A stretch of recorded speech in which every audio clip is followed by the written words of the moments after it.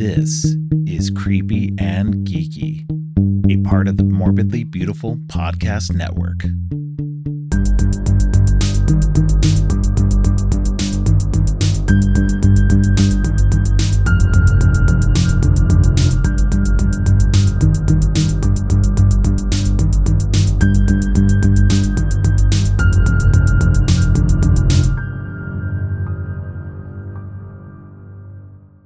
Welcome to Creepy and Geeky. I'm your host, Robert, and today we're trying something a little different. I thought it would be fun to start off with a little catch-up on things I've watched or read, and maybe talk about some horror and or geek news from the last week. And then I thought I should bring someone on to help me out with that. So I reached out to my great friend Donna from the Donna Tha Dead Podcast, and she graciously agreed to help me out. Thank you for joining me, Donna. Hey, thank you so much for thinking of me for this one, Robert. Of course, yeah.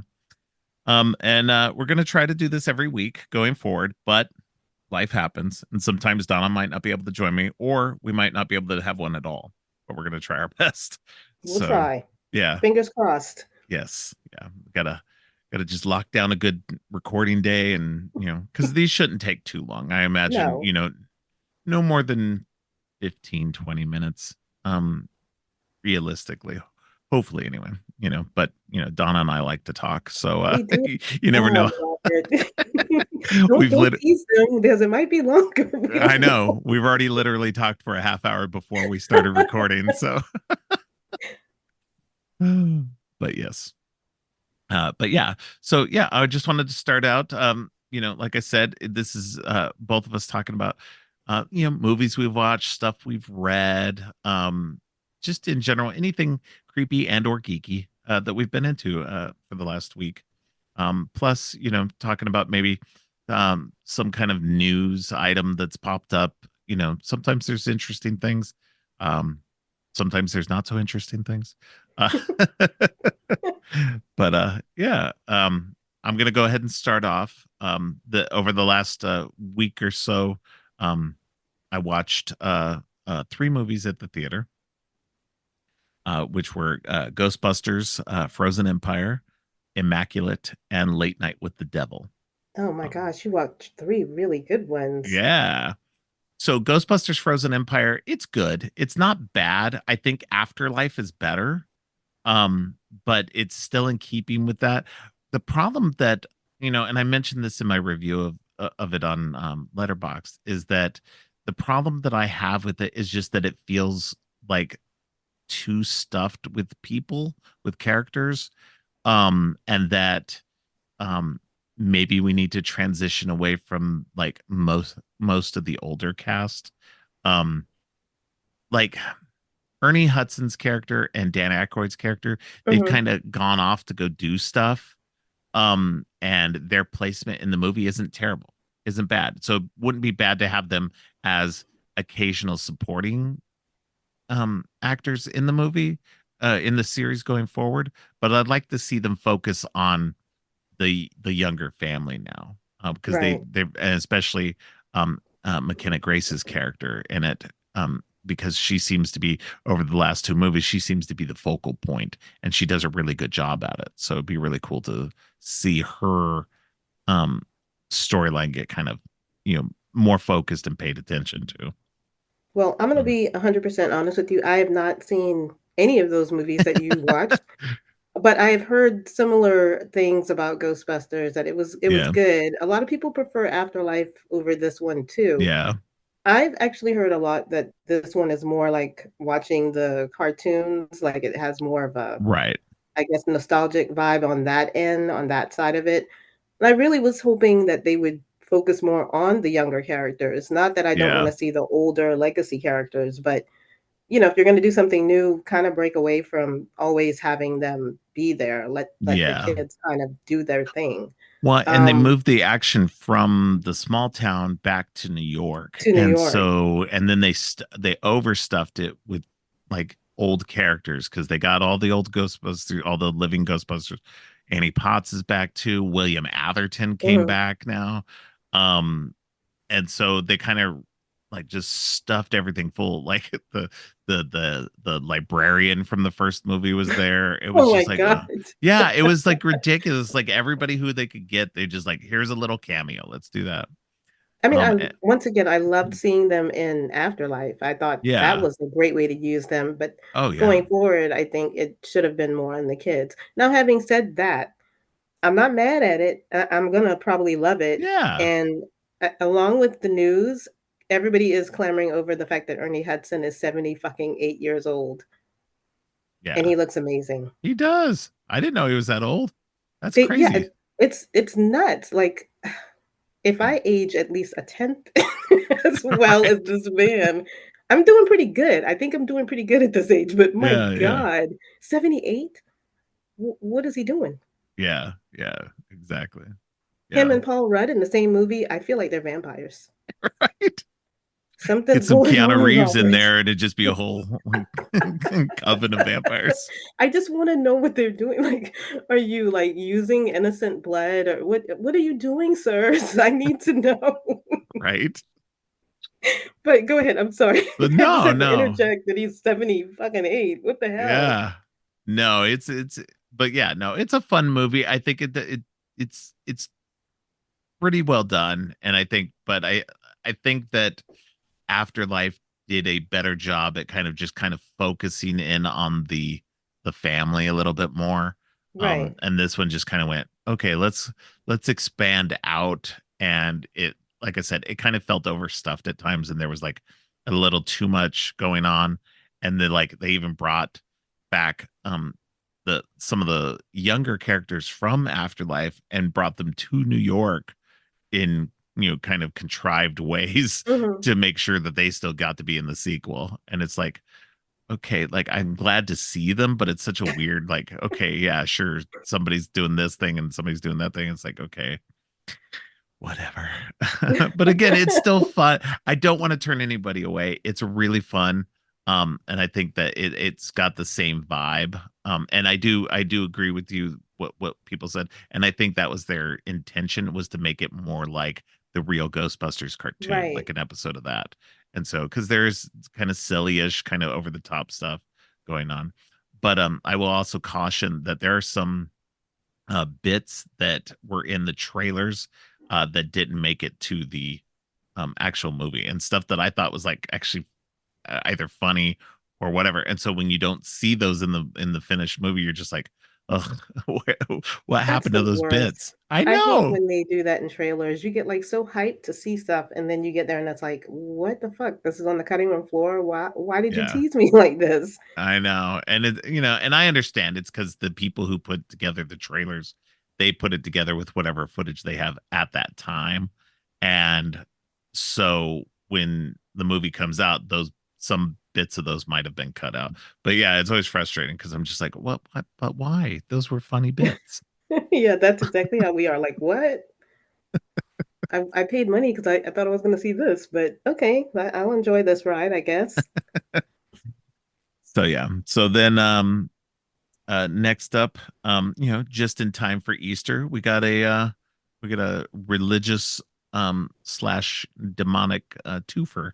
The this last week we got Immaculate and Late Night with the Devil. Um Immaculate with Sydney Sweeney is um it's immaculate. It is really, really, really good. If you like nuns, I don't even like consider it nunsploitation because it's really not. But if you really like that religious horror, I do. um then I think you'll really like Immaculate. I like Sydney Sweeney. I mean, I do she's too. gorgeous. She is gorgeous, but Yeah, she's got a head for business. Like, she does. Yeah, she go knows ahead. what she's wanting to do, and I wasn't she a producer on this? I believe she was. She is a producer. She tried to get Yeah. this movie made for 10 years. So Yeah, she she's brought the movie to the director who she's worked with before. They did a movie together, and they did a Netflix TV series together. And so she was just like, she was trying to get this made and brought it to him to get it made. yeah, she's So definitely a girl after my own heart. Like, she really loves horror films, hmm, she's been in yeah, quite a few. she's beautiful, but she is a really good actress. I don't know if you've ever seen one episode of Euphoria, but Oh yeah. everybody always talks about obviously her body. The woman's body is insane, but she really is a great actress, and I hope we get to see more out of her production company. I hope she does a lot more horror I because hope she so too. definitely has an eye for it, and she's a very astute businesswoman. You know, I can't wait to see what she does next, and I really want to see this. Religious horror is like my jam. I absolutely love it. Yeah. Yeah, exactly. Yeah, no, I agree. I think she's a fantastic actress. I think you clued me into Euphoria. Oh yeah, My daughter was watching it, and you were telling me too that it was such a good show, at least the first season. And then it went so downhill. And then quiet you. I love the second season. I'm oh not even my going to gosh. entertain that. Move on, move on. Let's not argue. So there is a third season coming, by the way. So Allegedly, that's on allegedly, yeah, 2020, hiatus. yeah, 2025 is when it's supposed to be happening, when it's supposed to come out, and it's been dropped from 8 episodes to 6 I episodes. don't even know if that's going to happen because between all of the movie Right? careers, Jacob Elordi, Sydney Sweeney, Yeah. Zendaya, all of these people are just crushing it Like, at how are they theaters supposed right to be? now. Yeah. Yeah, I think HBO is dreaming about getting these people back on schedule for that. But I think that's why the schedule is so far out for getting it done, Right. is because they're just like, okay, well, we know everybody's like super busy, so let's try to get them locked in for a later date. And it's just like, I don't know, people, you guys might need to move on. Just enjoy those 2 seasons you had, and Or then get another crop of kids, you know what I yeah, mean? I I mean, mean it's not like that that would show work too. couldn't go on. That's true, and that's the thing too. Like Hunter Schafer, she's coming up. She's got a new horror movie coming out soon too, Cuckoo, which Oh, I I just saw saw the that. trailer. I just saw the trailer for it in front of Late Night with the Devil, and I had never seen a trailer for it until then, and I was like, oh, I'm so in for that. Yeah, that's So gonna be insane. I really yeah, wanna see that. yeah, that looks really good. But yeah, Immaculate is really, really good. It goes to interesting places that I didn't think it would go to, and it's got an ending that is going to be. I literally looked at my daughter, and when it ended, I was like, I turned to her and I was like, "Oh, this is going to be divisive." So um, so it's yeah, it's going to be an interesting but I haven't heard anybody talk anything bad about it who have actually gone and seen it, and uh, most people are enjoying it. So and it No, did, I've heard nothing but good things about yeah. it. I just spoke with, oh my gosh, I'm sorry, I just drew a blank. I just spoke with, the guys at another goddamn horror podcast, and Jonas saw it, and he said Mm. it was amazing, and I was like, "Damn it, I hate these people can go see movies all the time. I never get to go see stuff." And now you're saying it was great, so I'm like, "Okay," and the ending, now you've got me peaked, so I might Yeah, have to go. yeah, no, you definitely got to go. You got to go see it. But yeah, um yeah, it's really fantastic. It's definitely worth the watch. And it was the production company Neon. It was their highest um uh the highest box office that they've made so far on any of their movies. Oh, shit, They made the really? most, yeah. Yep, their highest opening weekend. So yeah, it's pretty crazy. I mean, and it was a good weekend for horror too, because Late Night with the Devil was the highest opening weekend for IFC films also.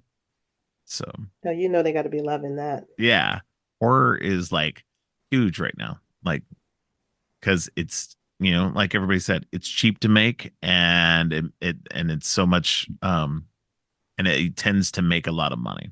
So on top of Yeah, that, it looks like 2024 is gonna be an extremely good year for horror. oh I mean, the yeah, last few years have been great, but I mean, we're just now getting to be in April almost, and it's just been outstanding with oh, films it's been coming out. super good. Yeah, I do like the little trivia fact that's going around everywhere that Late Night with the Devil made yeah. I'm not sure $666,666. how accurate that is on its That's first not day. accurate Yeah, at all, but it's still yeah, fun to but it's say, you still know? fun. Yeah,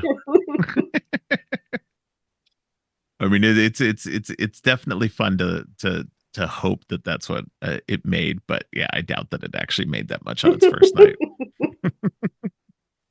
But yes, let's talk about Late Night with the Devil. That's the new David Dashmalchian Oh, where you he said his plays. name so perfectly. Oh my God, Yeah, I always butcher it. I've been practicing. Um, Trying it out in the backyard. right.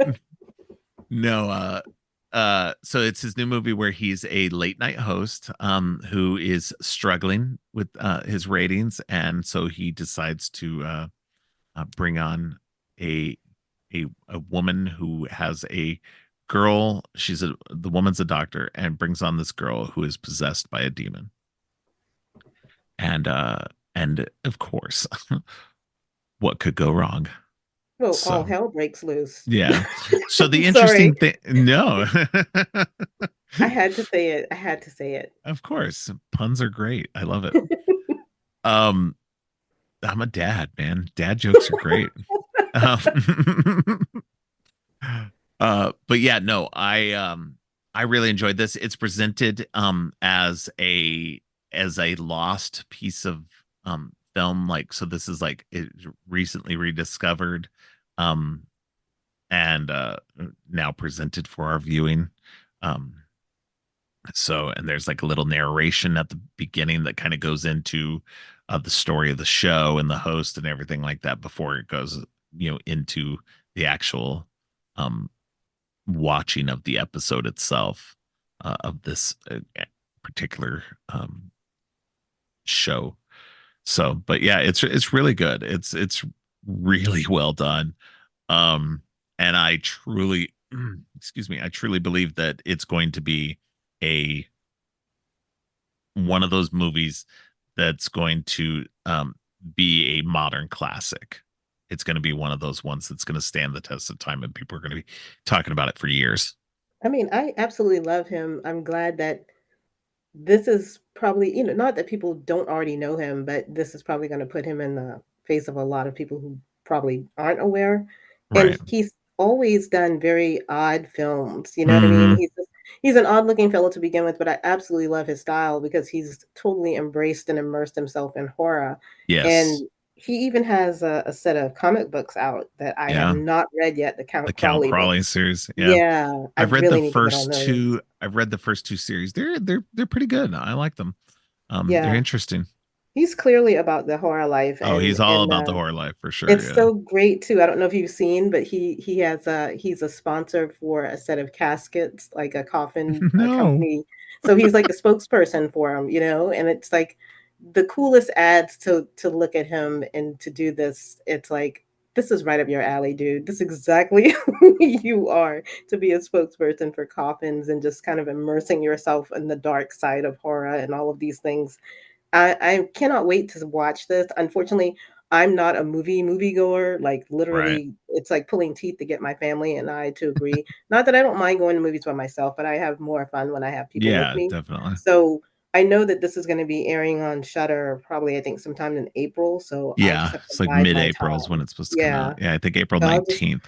I'll wait and then watch it and then freak out and write my letterbox review of how much I love this movie because I can already tell, like you said, it's definitely going to be a cult classic. It's Oh, I already think kind of so. in that vein from the way people are talking about it. Yeah, definitely.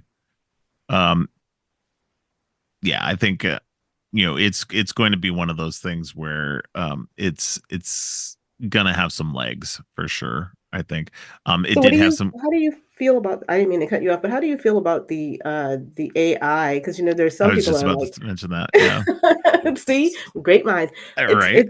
It's a lot of people have already, I've seen a lot of people on Instagram and various other social media outlets that are just like, oh, I'm boycotting this movie because this is how it Hmm. starts with AI. But there really is only like a few AI generated scenes, right? There's not like a whole So lot in it. it's literally just the interstitial artwork, like whenever it goes to commercial or Hmm. comes back from commercial, the artwork that was used for that stuff was done with AI, and then supposedly was then gone back over by a real artist to enhance it and make it look better or whatever.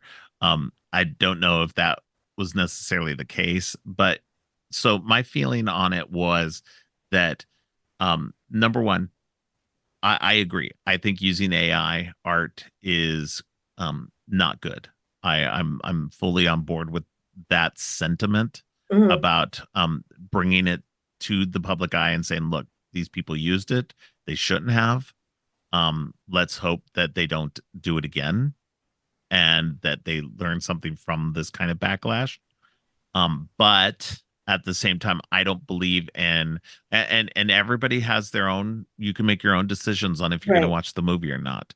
But I think you're doing yourself a disservice by not going and seeing the movie because um it's not just a good movie, but I think that everybody else who was involved in the making of that movie, you take away from that, and the passion and everything else that they put into it, because there's so much more going on than these little pieces of art.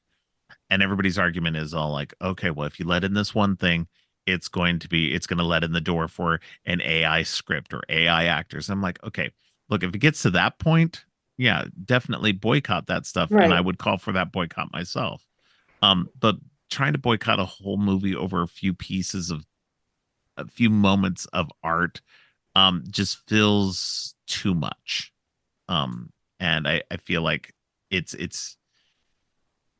and especially for the fact that this movie got made like 2 years ago before all this AI stuff started really gaining as much steam as it has over the last Right. year. Because I've seen reviews from people on Letterboxd who saw it a year ago. Um, and so it's been out for or it was made, and even it's been doing the festival rounds for a long time, so it's only just now coming out, and of course it comes out right during the heat of all that AI art backlash. So I think that the movie it needs to be seen, and Right. that if you're going to dismiss it just because of the one art thing, you're really hurting yourself, and the movie. And obviously the movie's not hurting, it did super well. Right. And so I think that, again, we get into these weird little echo chambers on social media where everybody's saying this stuff, but the general audience doesn't know or care about that stuff. They just see, hey, cool movie, let me go watch that. I just So think, once again, like you just said, people kind of run rampant with their statements, and then other people mhm. kind of just follow suit like lemmings, and they just go, "Oh no, I'm Yeah, not watching that. Don't you know that movie's got AI?" Watch it yeah, for yourself and then make that decision, sir. exactly. Like you said, Yeah, you've already other people did work very hard. The yeah, cast and crew worked very hard to do what they did with this right. film, which everybody is raving about. So give it a chance and make your own informed decision on, what I agree with you. I don't want any kind of, fully generated AI anything. Yeah, But if it's just a few pieces, get over yourself and watch it. yeah, absolutely. But yeah, that's all I have to say on those. Did you have you watched anything or anything that you wanted to mention for You know what? this last week? I've been swamped with work, so I haven't watched anything. But I did bring two things I did want to talk Okay. about. So we have horror greats. We have great horror directors, Mm-hmm. and M. Night is one. And we also Yes. have Cronenberg, who I love. Cronenberg is my god. But now their offspring are making Yeah. movies, and we already know we have Brandon Cronenberg, and I know you're not a big fan of Infinity Pool. It was It's okay. I didn't hate it. I it's like fine. Possessor I didn't care for. But Infinity Pool was a little bit more interesting. Yeah, So Infinity Pool, that's my peanut butter and jelly. I could eat that all day.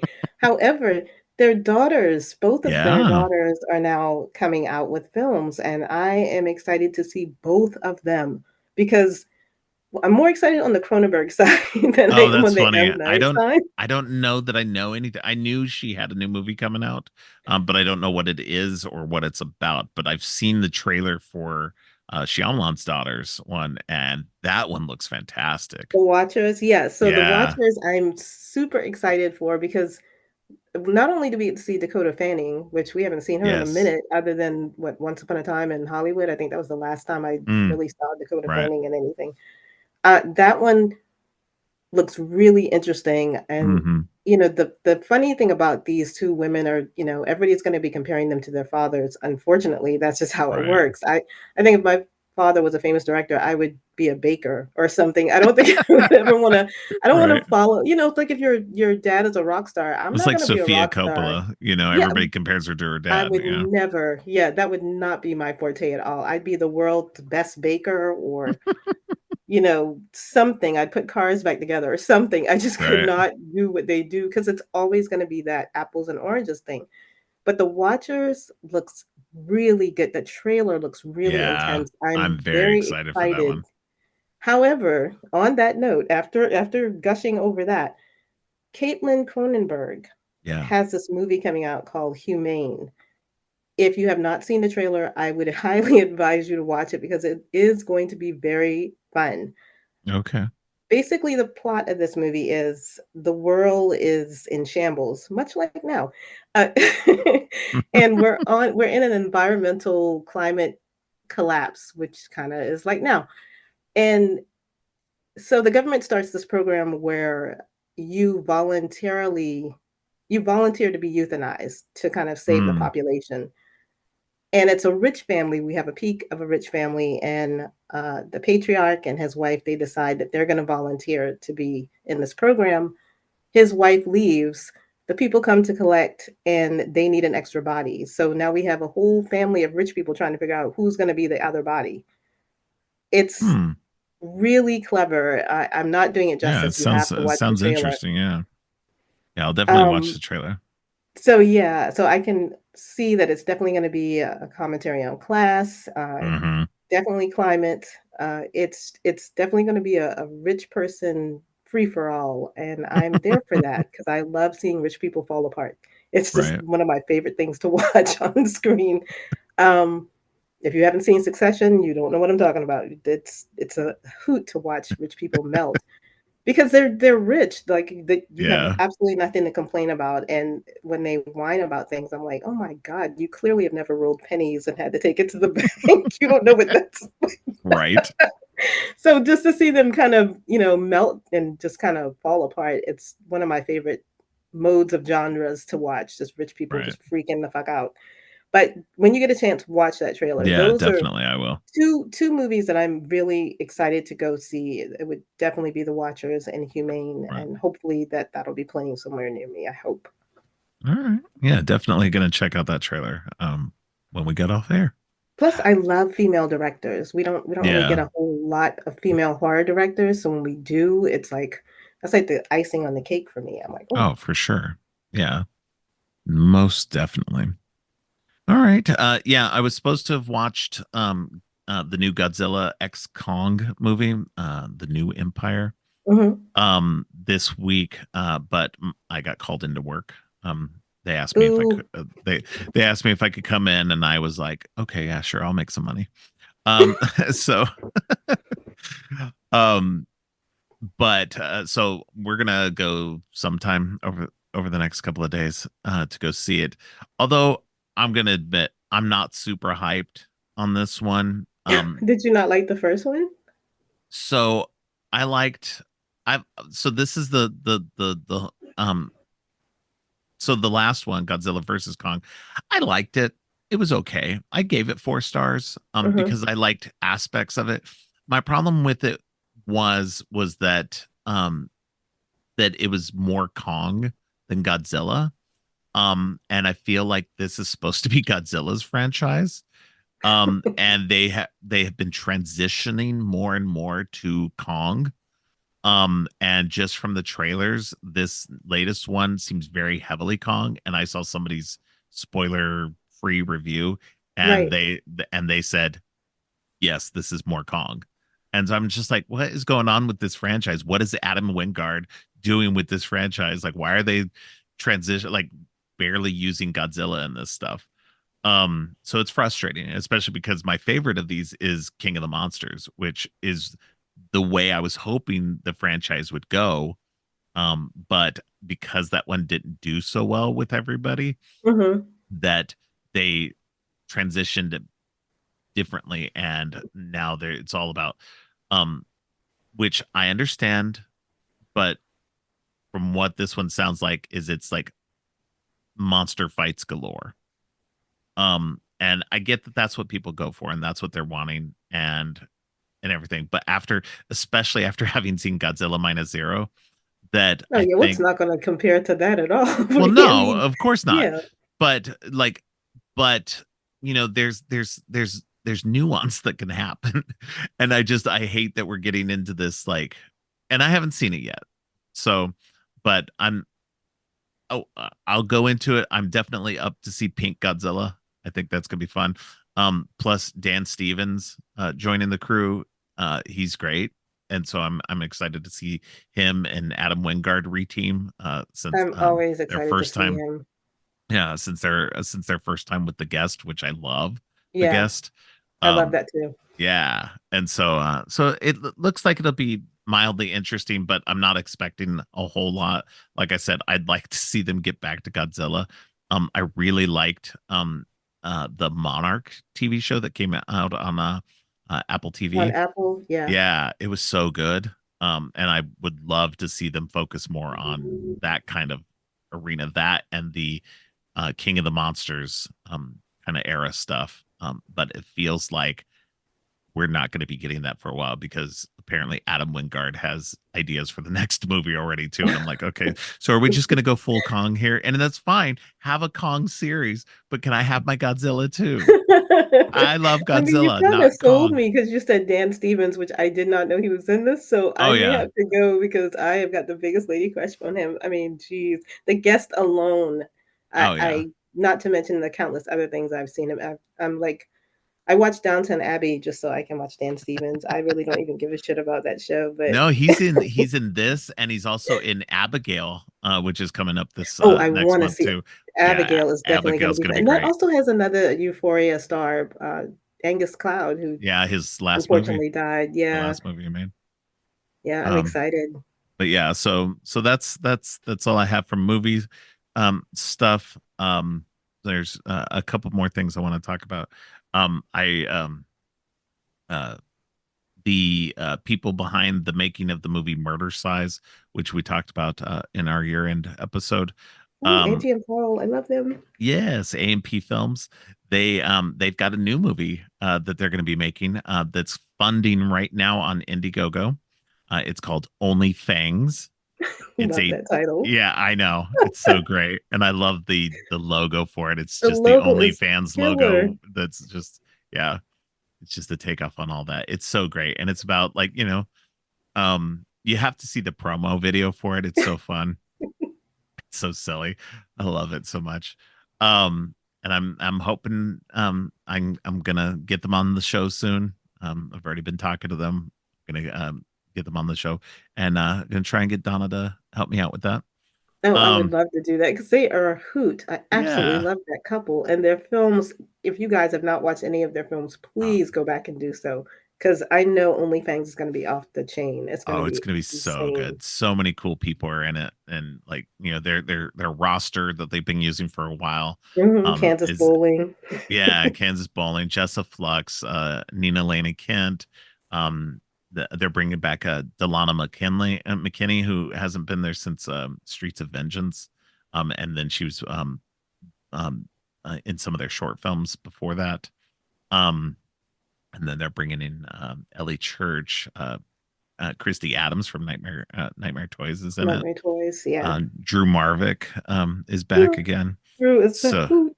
yeah. So um and so they've gotten it funded. It thankfully in 15 of the 30 days, halfway through, they got their funding. So now they're trying to, obviously get extra funding. So if you're interested in a vampire comedy, horror comedy, definitely go check it out. Go watch Go the promo. support them. Oh Yes, my please go gosh. support them. They are great people. They have a fun time, and their movies are just fun. And Their movies are hilarious. I'm they're telling you, super low budget, but they're hilarious. if I had not seen Murder Size, I don't think I would have missed out on such great Oh, fun because the movie is exactly, not top tier, but it is right up my alley. It's got boobs, it's exactly. got blood, it's got humor. It's Right. so much fun. Oh my gosh, I cannot wait for OnlyFans. I cannot tell you how Well, excited I am to watch that. and you can tell there's passion behind it. It's super low budget, but everybody's having fun and they're putting their passion for movies and all of that behind it. And I that's think what I that's what's so appreciate. great. Yeah, I think that's what's so great about them and why I like Murder Size, because you can tell that they're fans of 80s horror and they grew up watching these type of movies, Yeah. and it just clearly comes across that way in these films. Outstanding job. I will support everything they do forever and ever and ever. Same. Same. Yeah. No, I already like first day. I was one of the first day supporters of OnlyFans. I literally was like got made sure I got that signed Blu-ray and the signed poster. Same. I got the So signed Blu-ray. I didn't get the poster, but I did get the yeah. Blu-ray. So I'm truly happy to see people putting their vision out there, and Yes. we really need to support more independent filmmakers. And Absolutely. really, I'm glad that you brought them up because they don't get enough love. I shout them out every chance I get. Same. Same. Absolutely. And that being said, speaking of Drew Marvick, years ago, um, I actually bought his movie Pool Party Massacre from him at a convention. And I'll admit, at the first time I watched it, I didn't love it, and then I ended up selling the Blu-ray. Oh no. Yeah.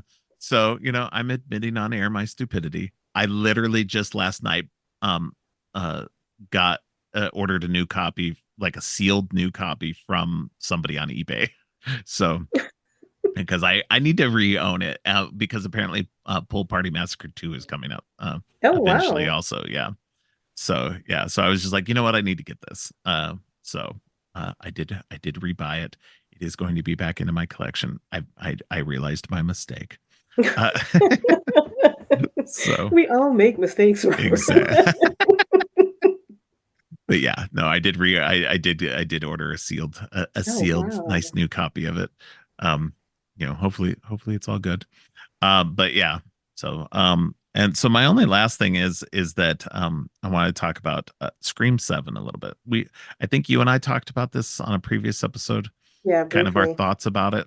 Um and so they're still chugging ahead on it. The rumors now are that Patrick Dempsey is about to sign on for it. And that Courtney Cox has signed on for it. So they're kind of at the whole thing about this movie, like these last few movies, is they kind of have been redoing the original trilogy. The first Scream 5 was kind of a modern remake of the original Scream, and Right. then Scream 6 was kind of a more modern version of Scream 2 because it was set in college and everything. College. Mhm. And so now I'm suspecting, and people suspected that Scream 7 would be kind of a modern take on Scream 3, which again, Scream 3 is my favorite of, after the first original Scream. But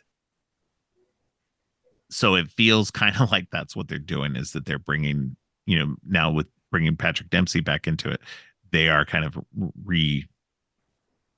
not redoing it, but kind of doing their own riff on Scream 3. I kind of I felt like he was going to come back, especially after being in Thanksgiving, and people were like, Yeah, "Oh, okay, we true. hadn't seen him do a horror movie. This is That's what I great." was thinking too. Yeah, Yeah, since Scream 3, and then seeing him in Thanksgiving, he really did a good job in that movie. I have he a lot did. of fun with it. Yeah. So I don't know. I'm still torn on it. I'm probably not I'm going to go see this so one. yeah, I'll probably eventually see it. It just kills me because this is like my second favorite franchise, Mhm. horror franchise. And it kills me so much to see it be like abused like this. Yeah. Um, and just like any other time, this would have been great news. Nev Campbell, Courtney Cox, Patrick Dempsey, um, uh, all directed by Kevin Williamson again, or for the Yeah. first time, I feel the it would same have been way. I great. mean, yeah, it's Yeah, one of my favorite franchises to watch. I've already said it a million times yeah, on this podcast and my podcast. I could watch them backwards and forwards all day long just because I love it so much. But it does have it loses its, kind of oomph for me yeah, right now just because of the timing of everything and what's going exactly. on surrounding it. So yeah, I probably won't drop any money. I know I won't. I mean, I know I'll watch it at some point, but Right. I won't really drop any money to be clamoring to go see it. But it would be nice if you could feel a little bit more exuberant about it. But Yeah, yeah, exactly. Yep. but yeah, I just want to put that out there and kind of get your thoughts on it. But that's all I have for today. Um, Yeah. I but think we did good for this inaugural little blurb that went on way too long. well, maybe we We won't told have. you guys. We told Yeah, you. it could go long. Could you never know. Next time it'll Um, be shorter, I'm sure. yeah, Maybe. let's hope. But yeah, no, it's but yeah, I wanted to start doing this and have a little fun with the things I've been wanting to do this for a while. Um, of doing something where every week I talk about something new because I think that's because as much fun as it is to talk about, the um whatever the double feature is and everything else, that we don't talk about what's going on currently.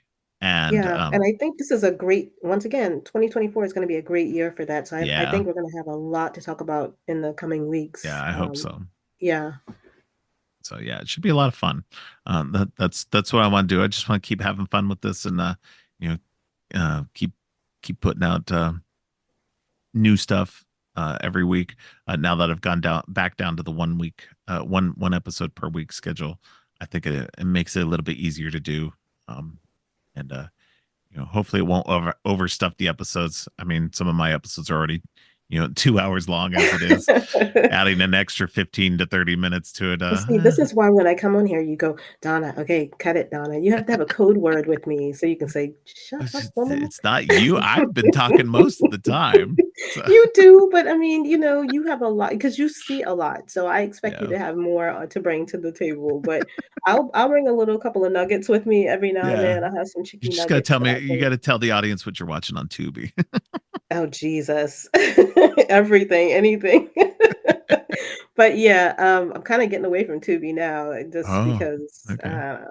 they're not doing it for me right now. Yeah. I don't like the logo. That's a thing for another Ugh. episode on another Yeah. day. I ain't getting into Truby. that now. Yeah. Yeah, we'll have to talk about that another time. But yeah. Yeah, Well, thank you again. And we'll have you back on next week for more of the same. absolutely. I look forward to it. All right. Talk to you soon.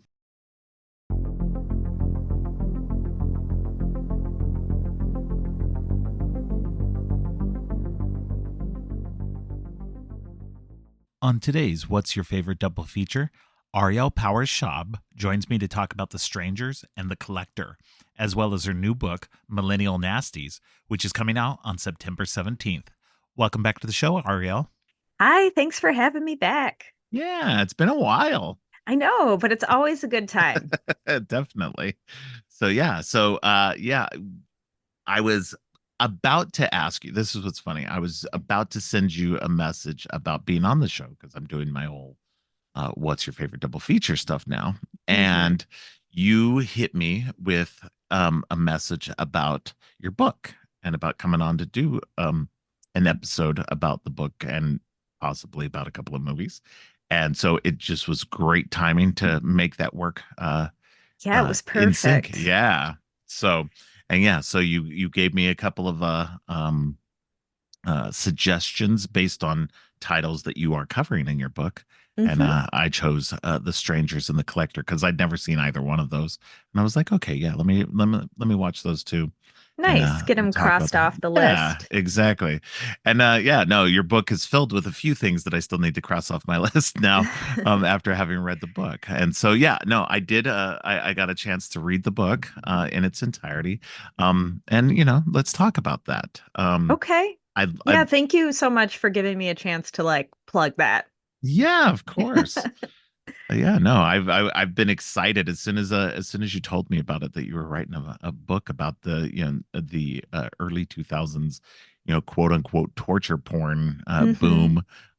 That I was excited to check it out. Like I'll admit I've never been a huge fan of the torture porn genre, but Yeah. that being said, I'd actually already seen a bunch of the movies. So, and I wouldn't wasn't not a fan, especially because you do go through there's a section in the book where you talk about the Final Destination series, and I'd never Yes. considered those as part of the torture porn genre. But I actually like how you've changed that. Instead of calling it torture porn, we're going to start calling it Millennial Nasties. I like that. Yes, I had the audacity to rename a subgenre of movies because I don't think torture porn is representative, and a lot No. of people don't like saying it. And I think like movies like the Final Destination franchise, it's a slasher franchise as far as I'm concerned, and it's really slick and glossy. So it doesn't Hmm. get lumped in with torture porn, but it is really nasty when you think Yeah. about it. And the kills are brutal. And so Yeah.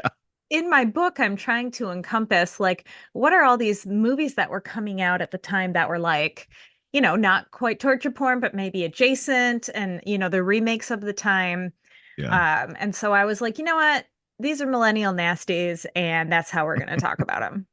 No, and I thought that was a great renaming and a reframing of that whole genre because really, like realistically, what these movies did was push the horror genre as a whole into what we have now.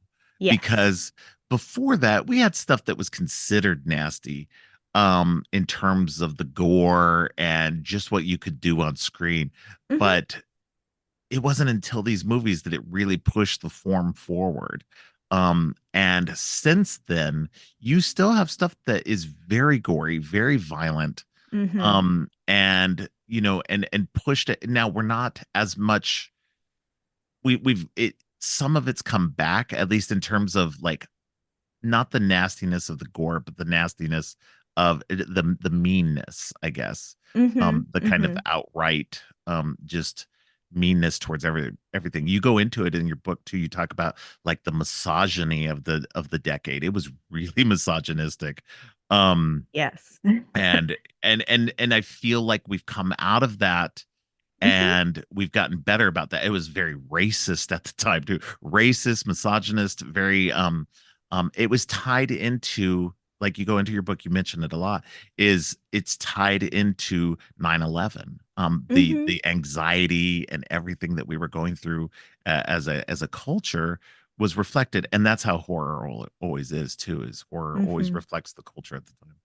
And so I love that you've reframed all of this and you can see that what these movies did was push the art form forward into what we have now, where we have it kind of encompasses everything. We You go into it, we kind of had the grief horror of the Hmm. 2010s and everything.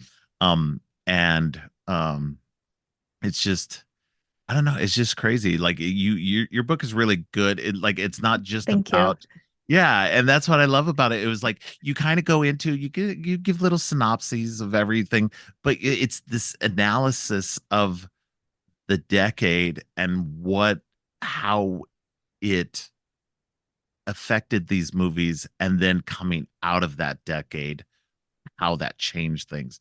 I think that your book is going to be one of those books that I feel like that people are going to need to read to understand that transitionary period where we went from that the 80s kind of everything was wild, the 90s kind of pulled things back and kind of didn't sanitize things but definitely pulled things Hmm. back, and Yeah. then the 2000s went really wild, and Hmm. then everything after that kind of was informed by those 3 decades especially, and then kind of just went, okay, well, let's take everything, let's move it forward a little bit. We can still keep the goriness of it, but let's move things forward and not be so like mean. So, Right. but yeah. A- And art is always responding. It's influencing the world around it. It's responding to the world around it. Mhm. And so that's true for cinema and horror cinema. And so we were responding to like the movies of the 90s, and then coming out of it, the movies of the 2010s are certainly influenced by the movies of the 2000s. And one of the reasons I wanted to write the book is because this is an era that I do really enjoy, and I feel like it gets a little bit ignored or a little bit disparaged, not all the time, but I Right. feel like it hasn't gotten as much like analytical attention. Yeah. Except for New French Extremity, which deservingly does get a lot of analytical attention, which is awesome. And I don't cover that in my book at all because Right. I was like, other people have said really good things about this. Go read those books. But for Millennial Nasties, I wanted to say, look, if you love these movies or if you hate them, they do have things to say. They are important in horror history. And maybe here's another way to look at them if you never thought of it before.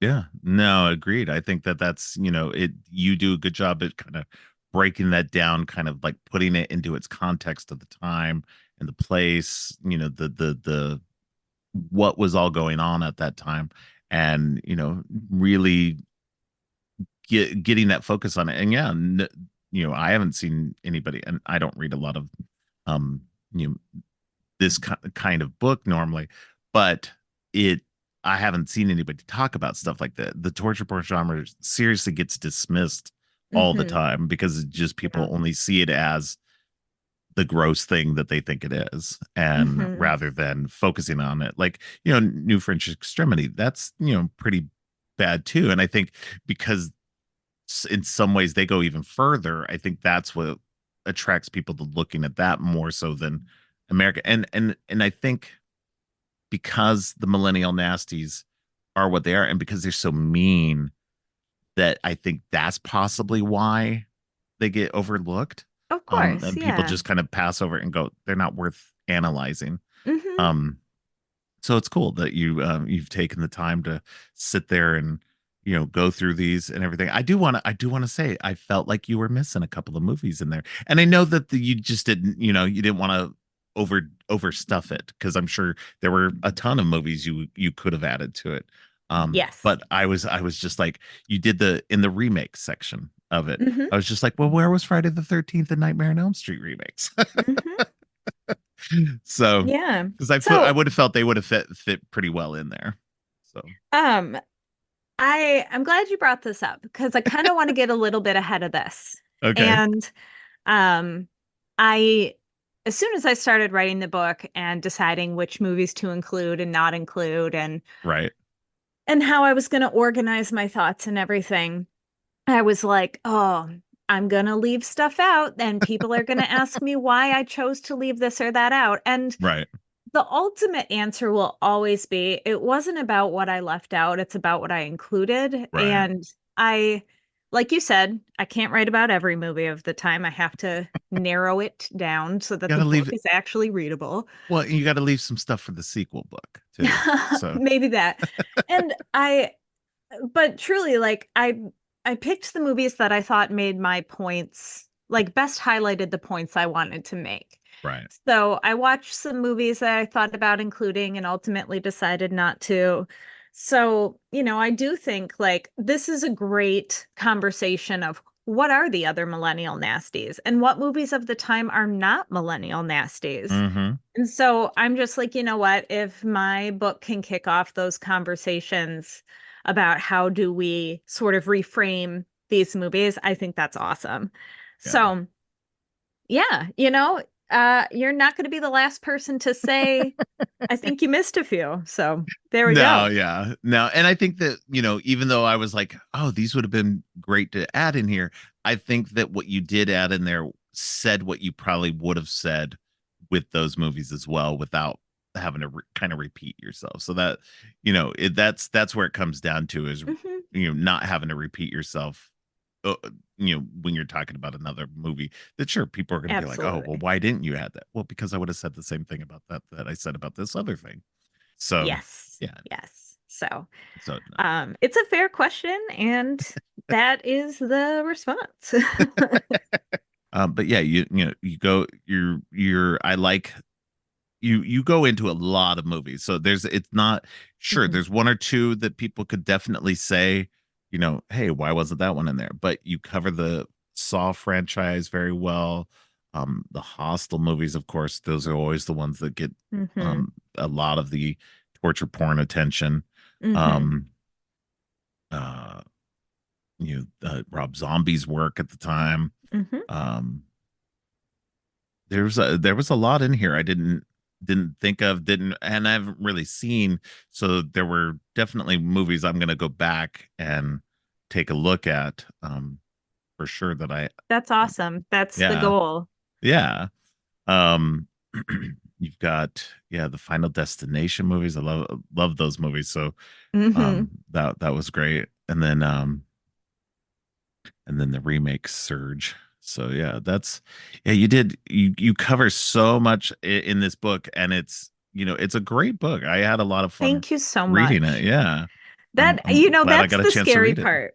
Now it's out. I mean, it's not out, but Yeah. for the people who are talking to me about it, you've read it and a handful of other people have read it and reviewers are going to read it and I'm like, "Oh, now it's out in the world. People are going to really tell me what they think." So, thank you so much. We'll see, but so far it's been pretty positive. Yeah, no, that's good. I'm glad because I think that, like I said, I think that this is going to be one of those books that people are going to, once it's out there and people start to read it, I think people are going to go, you know what, this is actually really good. And this could be one of those texts that people go back to and just point to and go, you know what, this genre wasn't nearly as bad as we thought it was. And that, looking at it from the lens that you're looking at it is going to change it in a lot of ways. So that's awesome. That's the dream. And hopefully, we'll all be Mhm. calling it Millennial Nasties from now on. I sure will be. I know I will be. So Nice. no, I think that's a much better name than torture porn. I mean, it's Yeah. just, and because torture porn really is a very narrow window of a very few movies. Yes, And exactly. where Millennial Nasties really describes all of those movies that you have in your book, plus a few more. And, definitely, I think you could probably do a whole nother book of, kind of like the lesser knowns, maybe, or Hmm. stuff you just didn't throw in here. Yeah. But We'll yeah, see. yeah, I've got a couple ideas knocking around for another book, so we'll see what good, happens. good. Well, I'll definitely have you on again for that as well. Oh, thank you. But yeah, let's go ahead and talk about the movies. They Absolutely. are a small chapter in your book, Hmm. um, of their own. They are, let's see, it's a section on home invasion, of course. So the strangers and the collector. Um, Yes. yeah, so I'd never seen either one of these. I own the strangers on Blu-ray, but just hadn't sat down and watched it yet. Hmm. Because yeah, so the home invasion subgenre of horror Hmm. has never really appealed to me. Um, and like I know for some people it's like, oh, it's too real. Yeah. Um, and like that's never been an issue for me. I think it's just been I haven't seen any that looked interesting enough, I guess. Hmm. So I had gotten The Strangers Prey at Night, the sequel to The Strangers. And So much actually, fun. yeah, I actually really enjoyed that. And so, but The Strangers, I did buy that eventually. I think I got it through a sale that Scream Factory was having. And um and so I was just like, I'll get it. And that way, one of these days I'll actually finally sit down and watch it. And I finally did.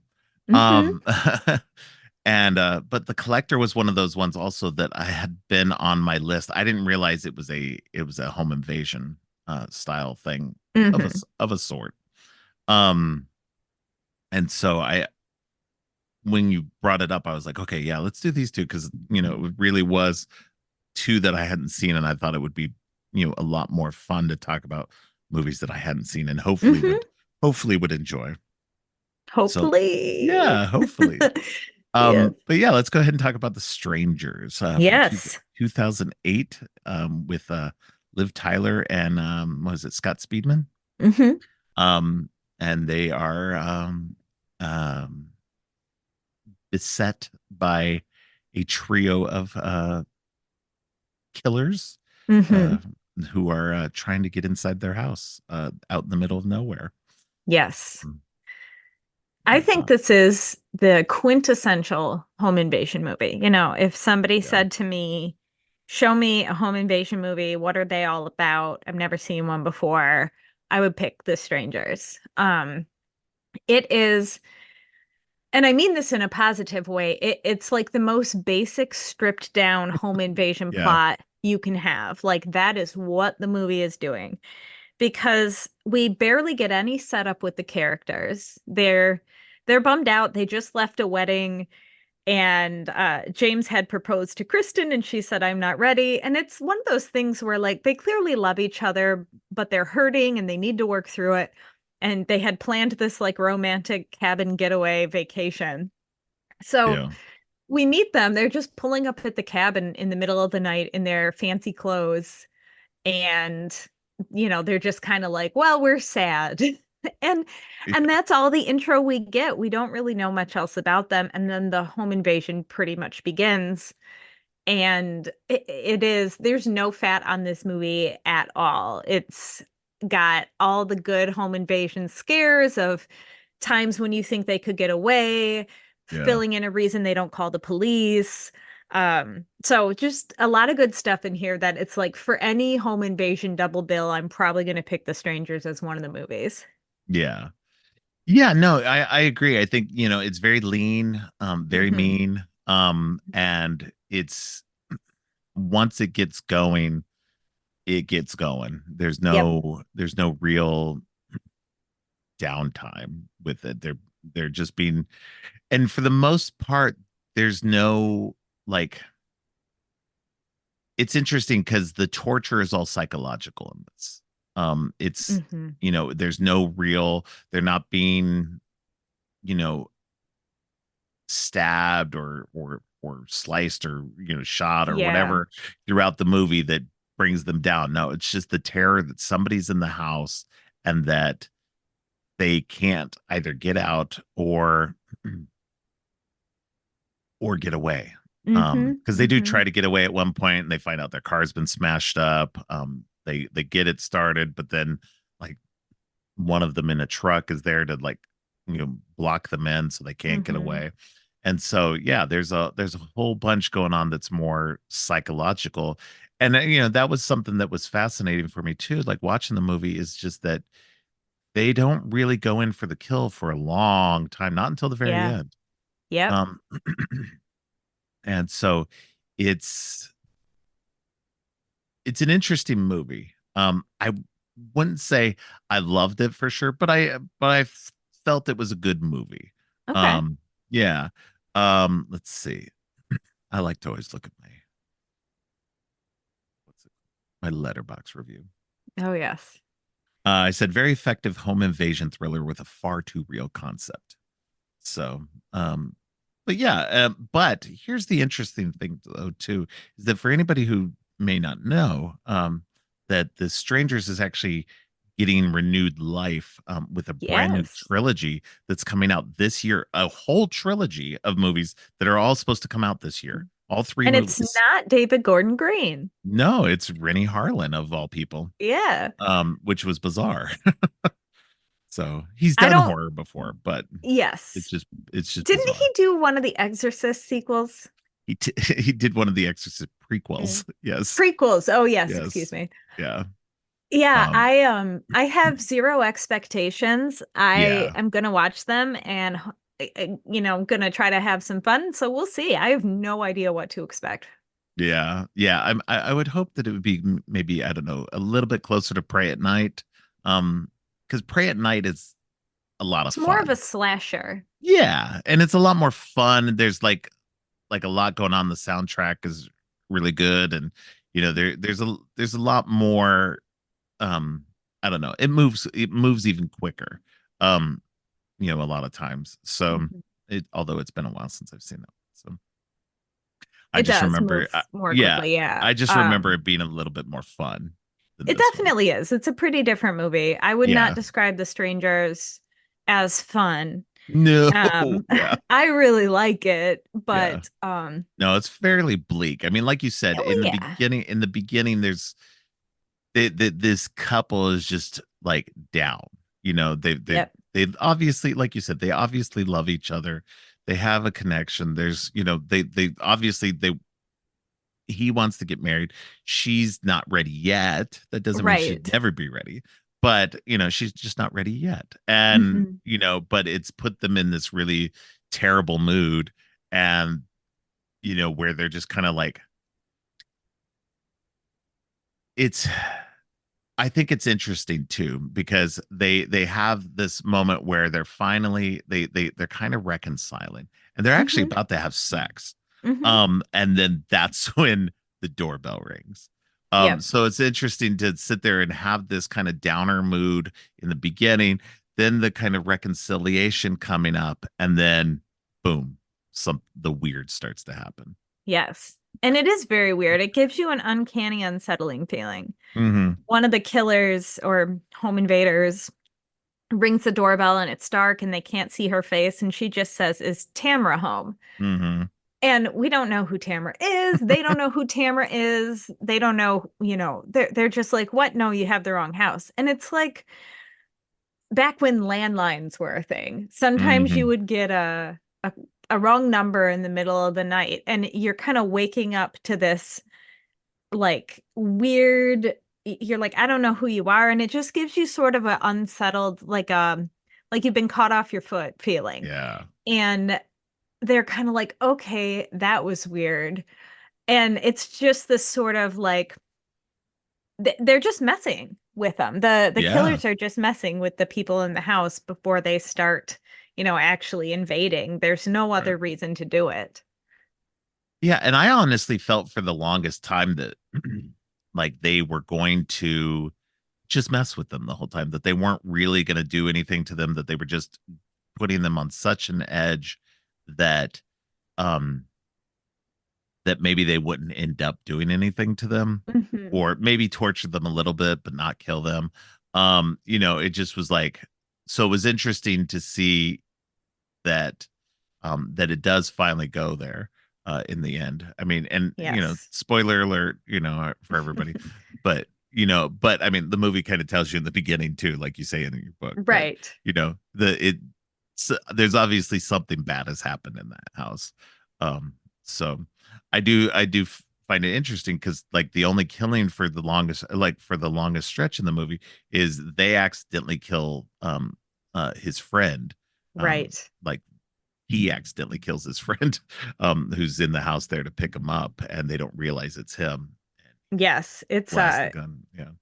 as an audience member, you can see it coming, it's going to happen. You're like, "No, no, no, no, no," because James, earlier in the night before the home invasion begins, calls his friend and is like, "Hey, the proposal didn't go as I expected. Can you come get me? Because I'm feeling really awkward." Yeah. And so that friend eventually gets the voicemail and drives out to get him. And he's walking into the house and it looks like there's been some weird things going on. And James doesn't realize it's his friend. So James shoots him and kills him. And it's just like awful.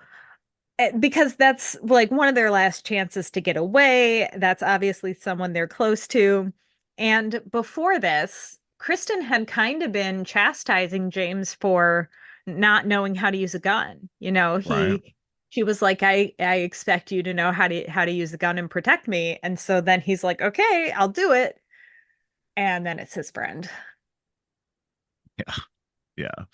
No, it's definitely like, even as you are ready and suspecting it and you're on the edge and it's coming, it's still kind of a shock when it happens. Oh yeah. Because it's brutal. It's like, it's of the time, like they, again, this is where it's interesting about how these movies like kind of inform horror movies going on, that brutality and the sudden shocks of stuff like this continue on to this day. There's where movies have kind of adapted, and kind of everything encompasses everything today.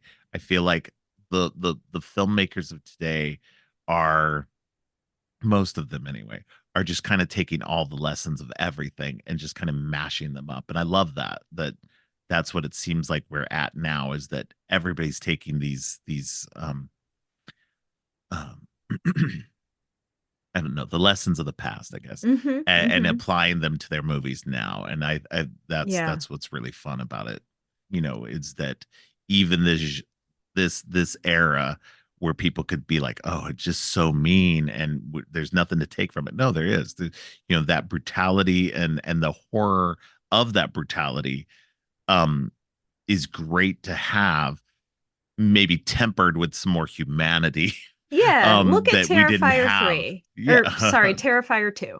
Yeah.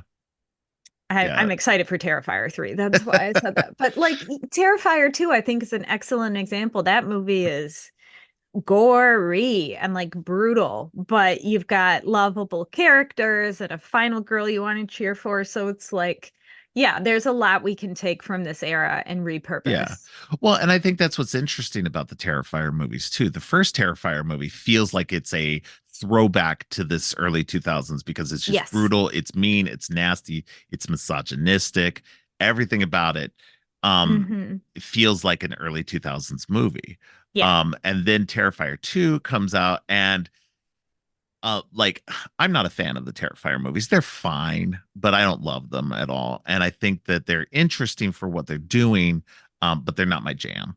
But I do think that Terrifier 2 does a better job at it and is building some interesting things in it, and is taking, like we said, it's taking that what they did in the first movie, what they've gotten from those from that genre, and kind of retooling it, like you said, to give it more likable characters, a final girl that's badass, and hopefully they continue kind of evolving that into the next movie. Yeah. I'm excited. I'm here for it. I'm interested enough that I'll see it. It'll be once it comes out on one of the streamers or something. But it'll be interesting enough for me to check out, because I do think that it has potential, for me to, for my own self, it has potential to reach beyond what it's been so far. So, but I understand why people love it as it is as well.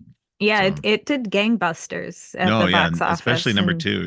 Yeah. So, but yeah, no, the Strangers is, there's, I argue there's really not a lot to talk about it in it because it is so lean. But it's all about that tightness of suspense.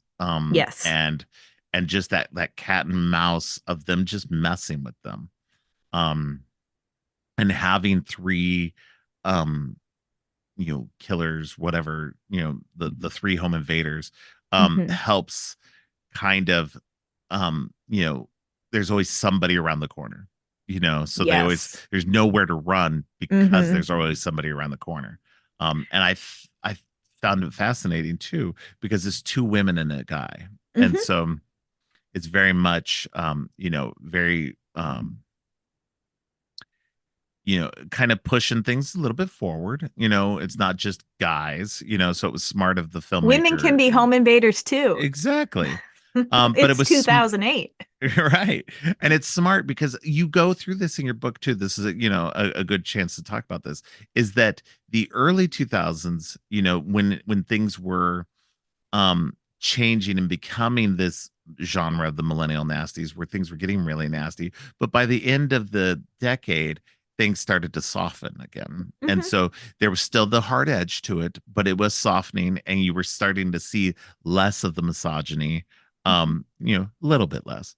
But so that's what this movie's great at, kind of showcasing that, is that, sure, it's just one guy, but the girls in it are possibly the meaner of them. And so it's again another fascinating aspect of this movie. It is. I think the masked invaders are extremely interesting. This movie gives us the most terrifying line of, why are you doing this? Because you were home. Yeah. The killers take off their masks at the end, and in any other movie that would be a reveal of the whodunit, and there's no recognition for James or Kristen at all. They don't know who they're looking at. Right. It doesn't help them, and it's just, because you were home. And as they're driving away, one of them says to another, it'll be easier next time. And that tells us there's this pattern that these people have done this before. They will do it again.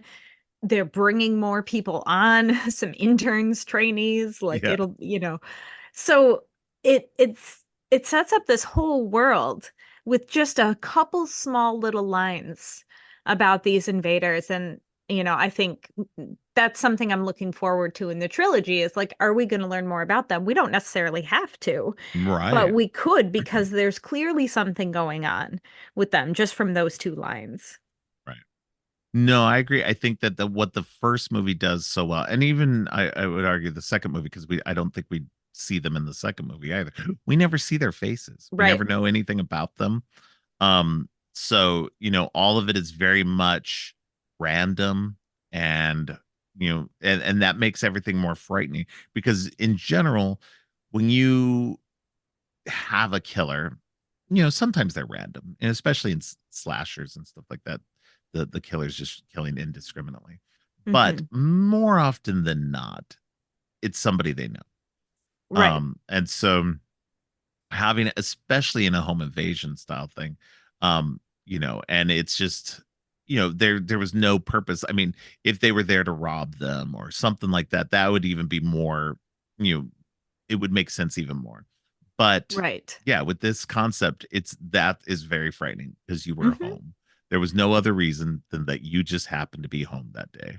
Yep. And yeah, no, that's just, it's scary as all get out. And it's definitely a great setup for a potential franchise, which looks like it's, now what, 15 years later, is finally taking off into something bigger. So yeah, we'll see how that new trilogy goes. I'm interested. Definitely interested in seeing where that, and so, but that actually kind of plays into our next movie as well. It does. The Collector, because this is another franchise that had only 2 movies, and has had a third sequel in the works since the second sequel, that just is never gotten off the ground. And will hopefully at some point get off the ground, because after that second movie, definitely kind of need some resolution there. But but yeah, let's talk about the first movie, The Collector. Yes. It's also a home invasion of a sort. This one started life as a Saw prequel. Yes. That was supposed to be, a take on like, I guess, what John was up to before the events of Saw. Right.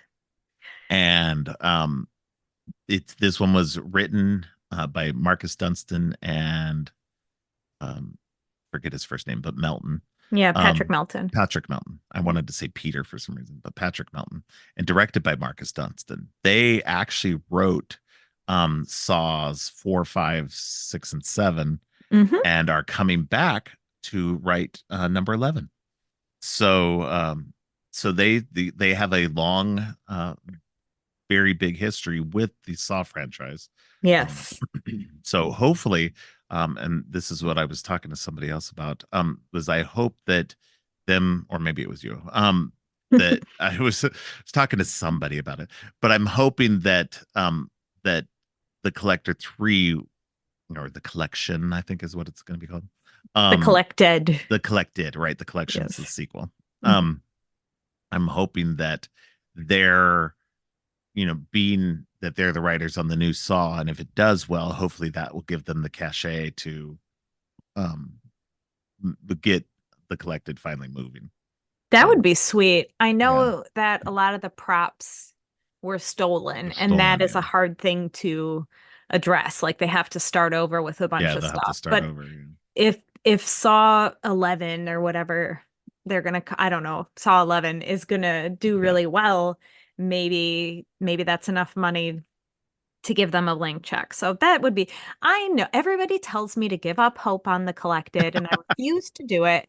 If we all wish it hard enough, maybe it'll work. Well, see, as somebody who's come to them most recently, who'd never watched them and everything like that, I'm interested, and now I'm clamoring for it. So add that one more voice to it. Yes. My work here is done. Right. So yeah, so this one's interesting because you've got the main character of this is a guy who is a thief. Hmm. And he poses as a guy who's helping on this, and maybe not poses, he's actually working on this house that's kind of being redone, and there's a lot of work being done on it because the family's rich. And he finds out that there's this gem or whatever that's in the safe, and he wants to steal it, and everything. He doesn't necessarily want to steal it, he has to steal it because his wife somehow is involved with um uh Like loan loan sharks. loan sharks or something like that. Yeah.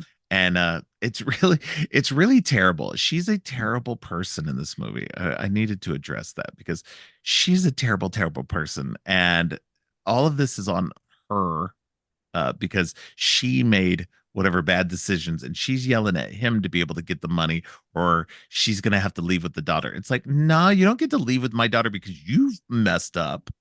Like, I don't know, dude. We don't know what drove her. We don't know what true, kind of true, desperation. true, but I it think doesn't see. something. There's definitely some. It seems like it's all on her though, Yeah, because they. he I mean, doesn't they seem don't frame involved. her very positively. I just want to No, stand up for no, they her. no, Um, yeah, they really don't frame her very well, and so. But yeah, yeah. no, I'll give her the slight benefit of the You doubt. don't know. It's like a theme running through this movie is desperate financial situations and what that Yes, can get you into. And this came out in 2009. right Um, after the exactly. housing collapse and the economic collapse. Yes, Yeah. there was definitely economic anxiety Oh around this yeah. time. And so I think this movie plays into that really well because yes, Arkin's a thief, but he would not have been in this particular situation if he didn't desperately need to pay off a debt. Right. Absolutely. Yeah. So yeah, so he goes back to the house at night. He's like, okay, this will be an easy thing. I know the alarms. I know how to get in. Hmm. Um, I know where the safe is. I know how to crack it, all this stuff. And so he's just like, this will be super easy. So he gets in real easy. He gets to the gym, and then he hears somebody moving about because there's not supposed to be anybody there. The family's supposed to be Hmm. gone.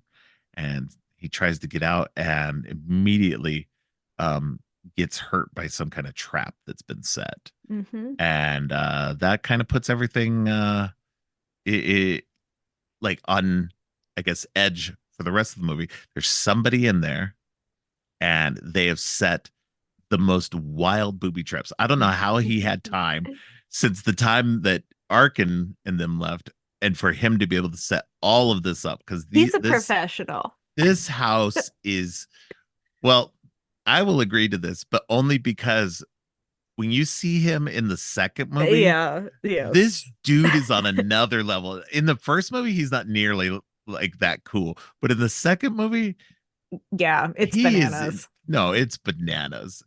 I talked to you about this, and you said that the collection is the aliens to Yeah. the collector's alien. And I was like, you know what? That's actually fairly accurate. It's like a whole Yes. step up. The production is on another level. They obviously had more money. Hmm. It's just, and it's more insane and There's more intense. It's action. more action. Yeah, it's more of an It's action more, horror. it's Yeah. fun. It's way Um, fun. I yeah. definitely am on the board. I'm on board with a lot of other people who think that the second movie is the better movie. Oh, Um, absolutely. I would say most people who've seen both of them agree right, with that. right. I love The Collector. I love, love, love this movie. I Now like The this Strangers, but I love The Collector. I will say I like the collector better than the strangers for sure. Okay. That Okay. that was definitely it was definitely more fun. I gave it 3.5 stars. I gave the strangers 3 stars.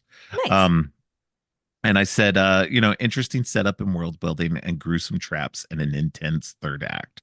Oh, Because yeah. the third act is yeah, Yes. no, it's beyond intense. This movie, again, being at the tail end of the Millennial Nasties era. Hmm. Um, and because that's what we're gonna keep calling it. Um, and then it still is really nasty. It is Oh, fairly there. yes. There's no, I would argue there's not really that much misogyny to it. No, not. Because I mean, everybody gets it pretty bad in this movie. yeah, it's equal opportunity for sure. There's some There, homophobic slurs, but that's pretty much where the bigotry is.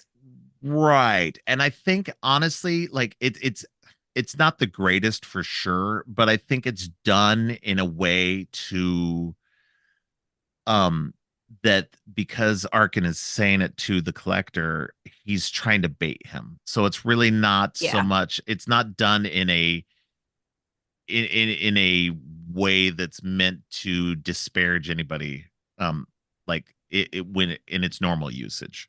You know what I mean? Yes, the So movie is not endorsing the use of these slurs. The movie is right. having the main character Arkin do that in a moment of desperation and Right. showing you that the collector reacts to that is negative at the collector. Like we're like, "Oh, Right. you're going to get baited by that. You must be pretty Right. homophobic. Like that's another knock against you." Right, Um, exactly. Still, notable that they didn't go for that in the sequel. So I do I think did it's notice that. it's Yeah. He very of did. a time. Yeah. And I think that's what's interesting about it is that the stuff that they did in the first movie that they do in the second movie that they kind of twisted slightly because they're like, okay, let's be slightly more sensitive, you Yes. know. Yeah. It's still not great in the second movie, but Oh it's yeah. definitely a little bit more sensitive. So it's definitely not a homophobic slur at least. Right. So but yeah, no, it's the movie overall is it's nasty for Yes. sure between all the traps and just the sheer amount of brutality in this movie. It is brutal. I would say because that's the thing. The Strangers isn't very brutal. There's brutal No. moments here and there, but there's no real until I guess the very end there's no real torture. Yeah, there's not a Um lot of violence. no, it's just all It's psychological. yes. The But collector's this the movie, opposite. this movie is not psychological. It is all physical. It's all Yes. brutal. It is like, I mean, I would argue there's some psychological because the Oh, wife is absolutely. blindfolded. But yeah, no, this movie's really brutal. Yeah, it's very much. I can definitely tell that this was meant to be a Saw movie. That Right. there It there, feels like a yeah, Saw sequel, like yeah, right smack in the middle with right, all the traps and even the filmmaking, like the way the camera follows some of the hmm traps and the way the traps are just like right, Rube Goldberg machines that would be impossible.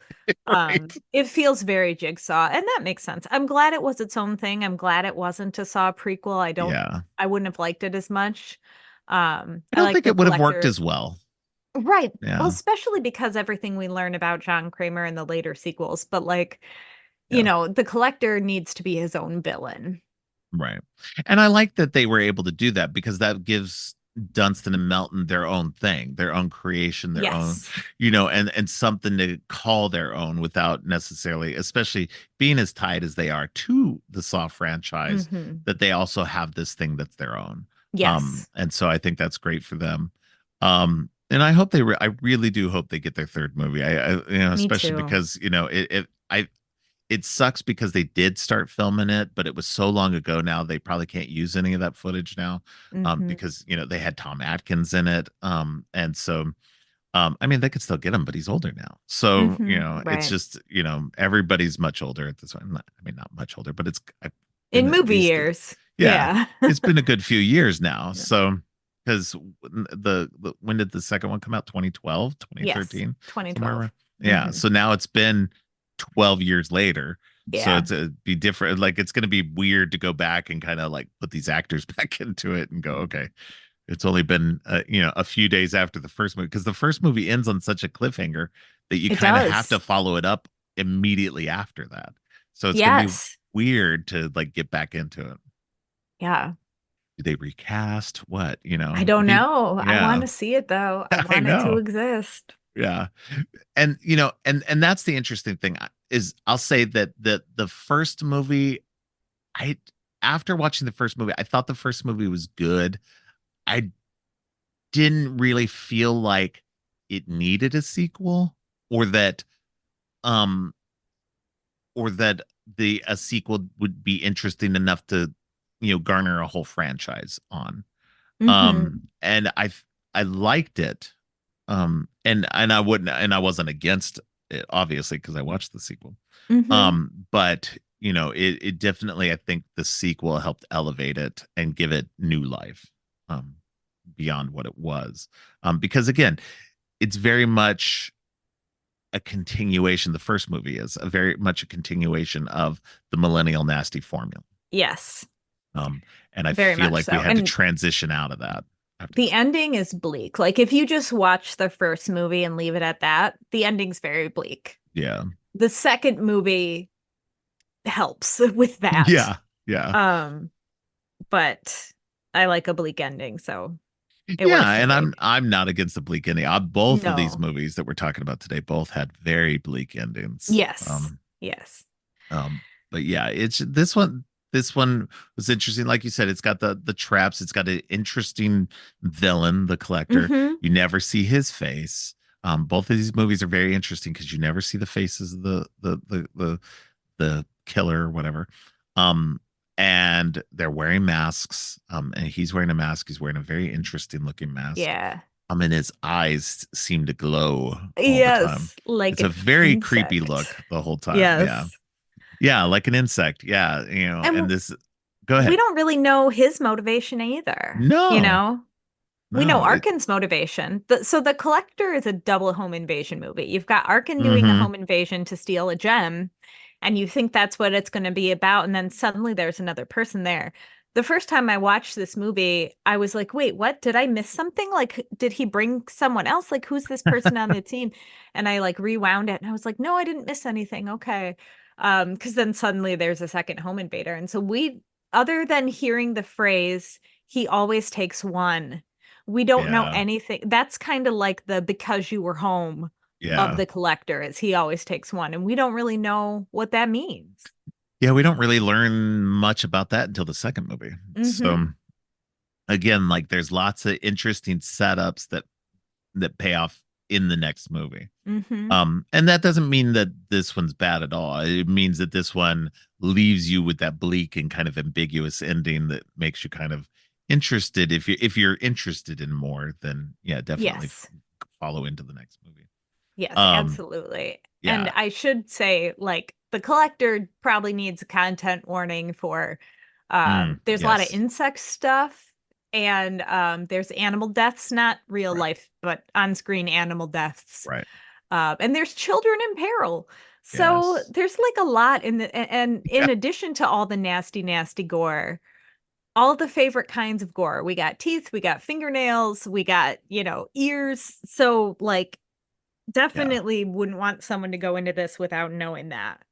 Yeah, no, be very aware that this movie is honestly, that's what's interesting about it, is even though it's at the tail end of the Millennial Nasties era, this one is like kind of the epitome of the era. This is again, not with the misogyny, but there is definitely some male gaze.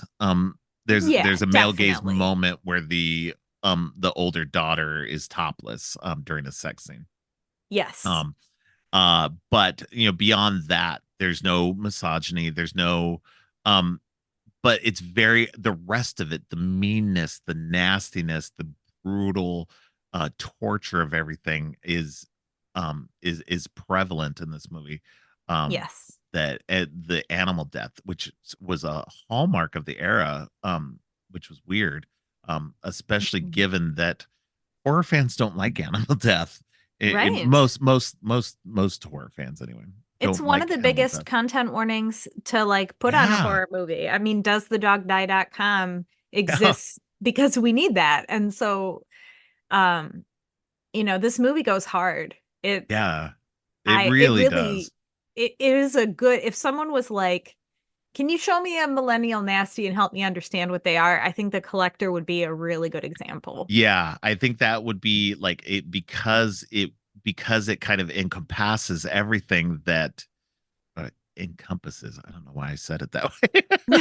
Encompasses everything that it's kind of this amalgamation of everything that came before. And I think that's what's interesting too about it, is because these guys literally came from the Saw franchise and said, can we do a movie that's like Saw, right, but almost worse? oh, So absolutely. just in terms of the brutality and everything else like that. But, and, and so, I think that's what makes it an interesting movie. Because, yeah, you could point to the Saw franchise, but realistically, if you were to point somebody to Saw, you would want to point them to Saw 1.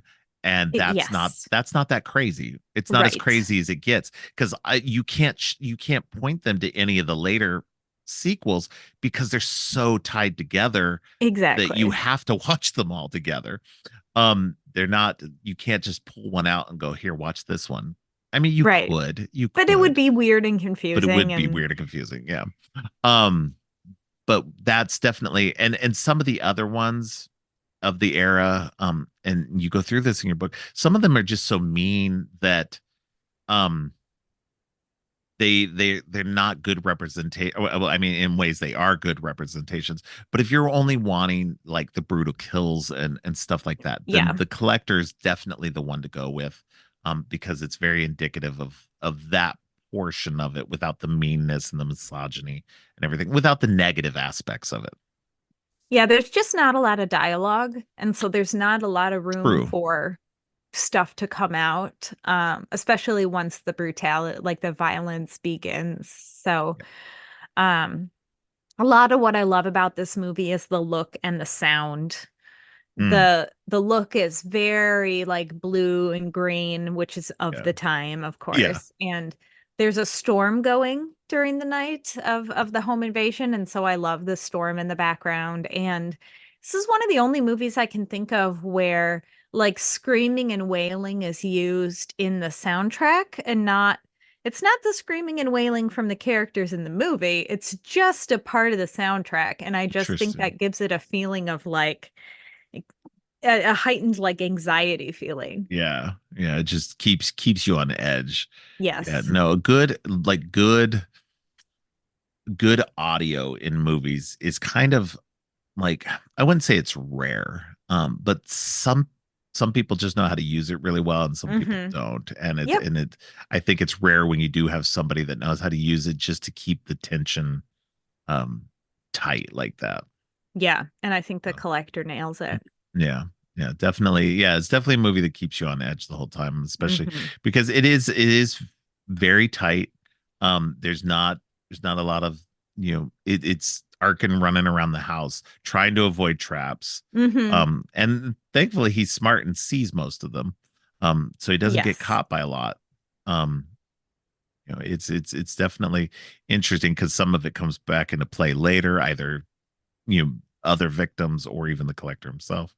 So Mm-hmm. it's interesting, the that you have a character who's smart enough to avoid a lot of that. So Yes. Yeah. And there was so spoilers obviously. But yeah, the there was going to be a version of the movie where it ends I when was there's a gonna, yeah, I was gonna were you talk going to about bring this this. up? Yeah, Okay. yeah, yeah. Um No, go ahead. there's a movie where Arkin gets out of the house. He makes it out and Yes. he's running away. And then he looks up and the like 6-year-old daughter of the family he sees her trapped in the house banging And he's down the been window. looking for her too Yeah. throughout the first part of the movie. He's been looking for her because he was going to save her. He was trying to save her. He Yeah, genuinely looked for her. He assumes she must he's like I don't find her and so he leaves the house and turns around and sees her. And so he goes back in to save her. There was going to be a version of the movie that ends with him like running away and leaving her to die. And right. I I think they made the right choice because that would make Arkin like that would ruin Arkin. Well, and especially based on the setup that we already had from him, that he's a Yes. loving dad, and Yep. that throughout the whole sequence of this, he'd been trying to look for the girl. If Yep. he just like left at that point, like that would just be like, and I get there's an argument to go, he was leaving to go get somebody to come back and to save her, to get Yeah. authorities or something like that. But that just doesn't seem to be the kind of person he is, because yes, he's a thief, but he's not a horrible person. He's not somebody who would just be a jerk like that, Right. So and leave yeah, the it kid to definitely. die. So Well, and so part of it, what I saw too was like, not only did he just leave her there, but he also flipped her off and like left her there. And I'm like, that would what? be Why? That way would just over be the top. way out of character. Like it just, yeah, Yes. it was just bizarre. And I think that was just somebody making something up, but that was just weird. But yeah, I was just like, that doesn't seem right. But yeah, also it just would have made the movie really short because there was at least another half hour after that point. So unless they like added way more running around in the house, that would not have been a feature-length film. Right. Like maybe if they had then the maybe the character shift then goes to the daughter then and her trying to get away, but that would have been that would have just been would have been weird. Yeah. But yeah, no, I like the way that they did it. He goes back for her and tries to save her and everything. I don't want to spoil too much. But yeah, it's definitely a fun movie. It's well, not fun, but I think it's fun. It's fun. I have fun with it. Yeah, no, if you're into that stuff, if you're into a Saw style thing without it being Saw, this is definitely the movie to check out because absolutely it's got the traps, it's got an interesting villain. It's not playing with morality like John Kramer does. Right. But it's definitely its own thing, and it's got an interesting villain that I think becomes even more interesting in the second movie. Yeah. So.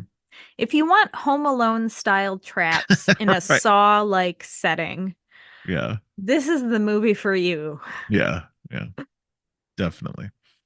Yeah, I think and then if you like this, definitely check out the second movie, The Collection, because The Collection just amps everything else up. Arkin's back and he's hired to well, not hired, kind of roped into helping this group of people save a girl who has been kidnapped by the collector and taken to his house, which is not house, but it's a hotel that he's taken over. And so imagine, I'm not sure if everybody knows this person, but there was a serial killer named H.H. Holmes who had a hotel that was a horror hotel that he would have people in there, and there were all kinds of trap rooms and everything. And it feels very much like they were doing kind of an homage to him.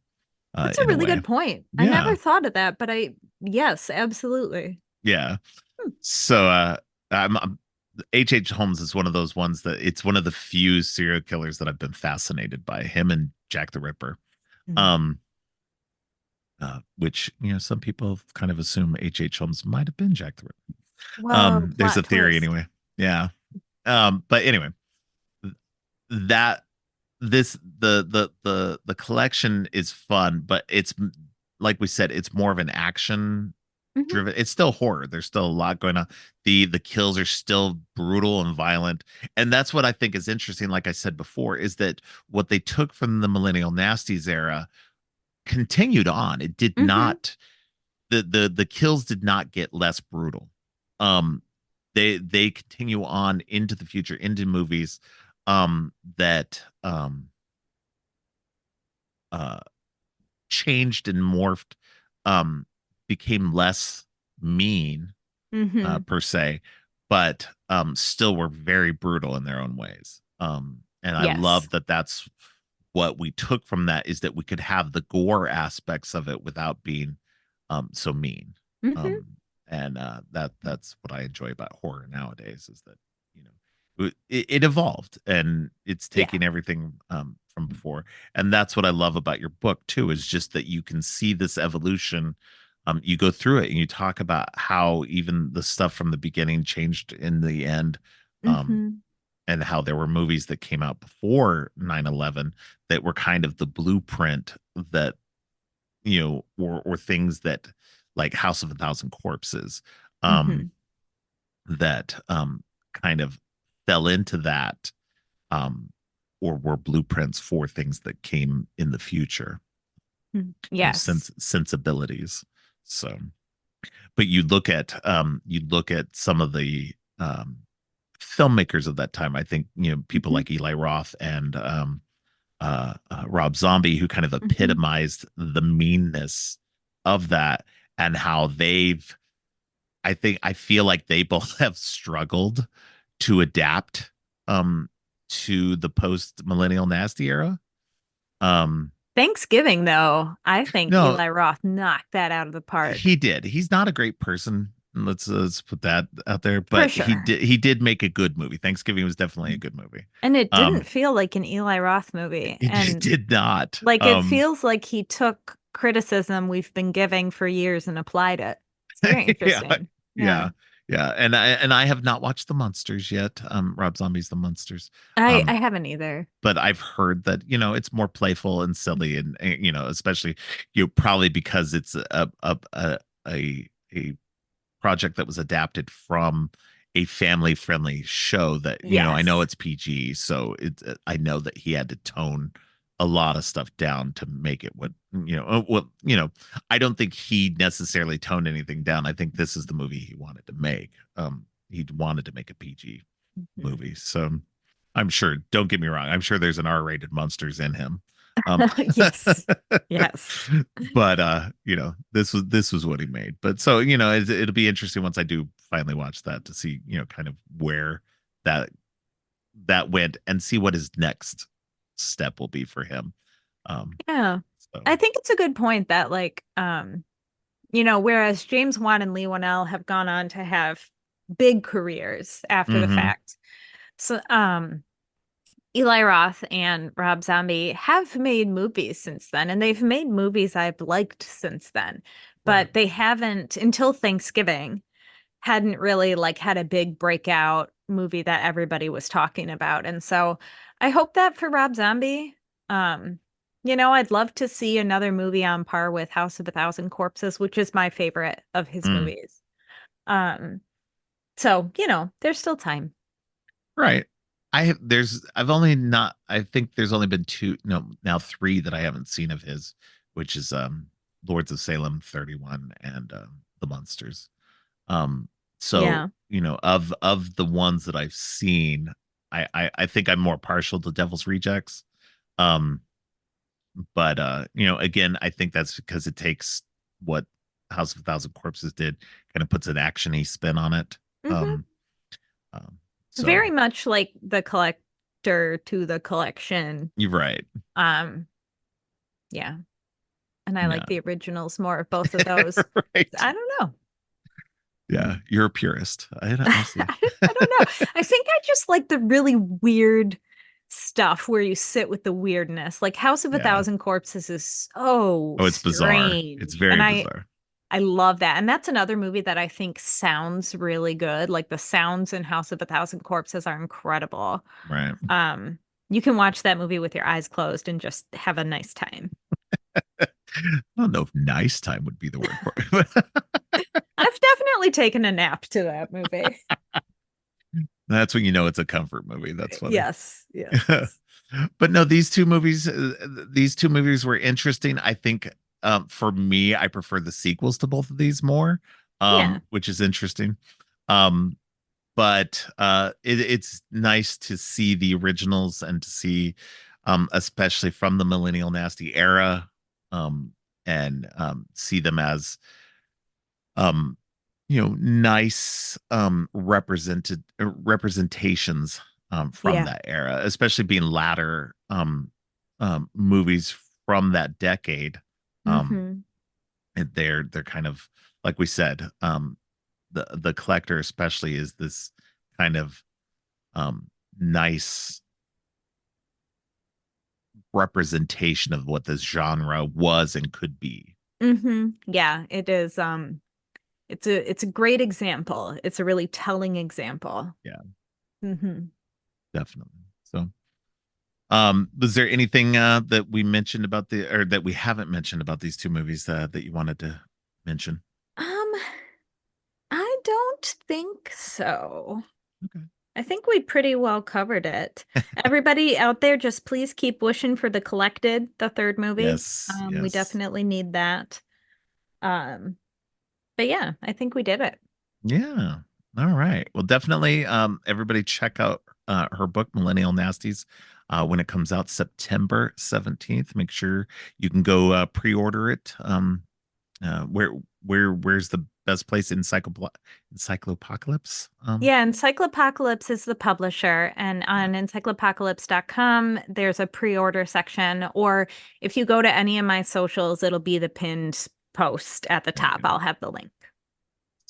Why don't you tell people where they can find you also? Oh, yeah. Yeah. Well, you can find me invading your home in the middle of the night, setting up traps. But if you're looking for me on socials, you can find me at Ari_Hellraiser across the board on all the platforms. All right. Yeah, no, definitely check out the book. It is a very fun read. It's very, very, very quick. I think I did it over the course of just a few nights. Nice. Just a little bit every night. And yeah, no, it's a page turner for me. It was a page turner for me. I was just like, oh, okay, let's keep reading.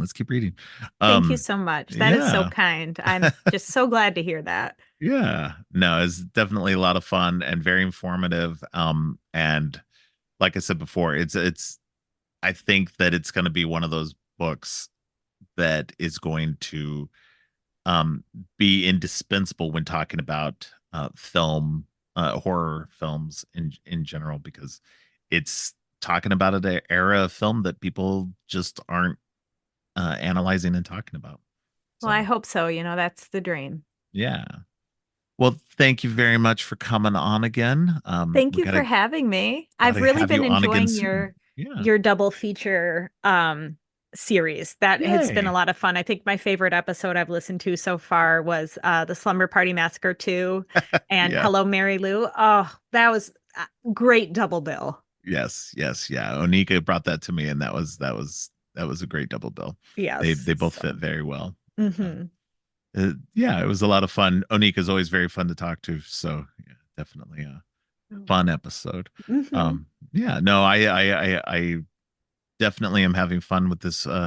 Going back to how the podcast was originally, before I started doing all the deep dives into all the series and stuff.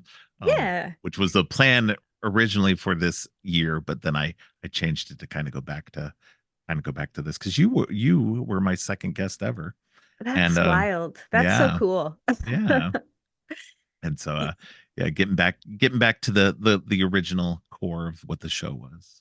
Well, and it's always fun to hear suggestions for double features that you wouldn't necessarily think of. So that's been really fun.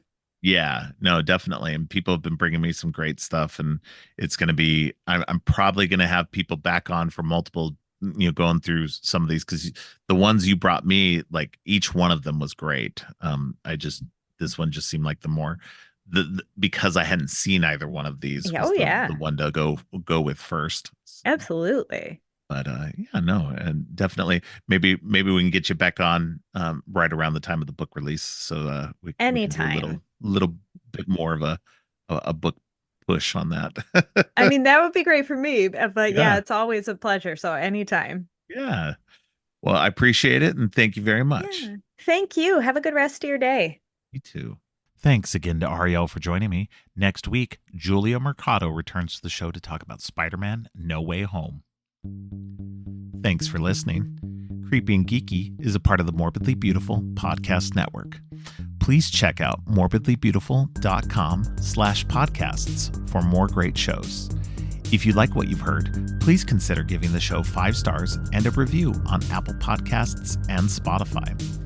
Also, please share the podcast on social media to help spread the word. Make sure to subscribe on your favorite podcast app or at creepyandgeeky.com. Music for the podcast is Gratitude, composed by Harper Smith. You can follow the podcast on social media at Creepy and Geeky on both Twitter and Instagram. If you'd like to follow me, I'm Geek Thulu on Twitter and geek.thulu on Instagram. You can support the podcast by ordering teas and more on TeePublic or by donating to the coffee page. All of the links are in the show notes. Finally, don't forget, stay creepy.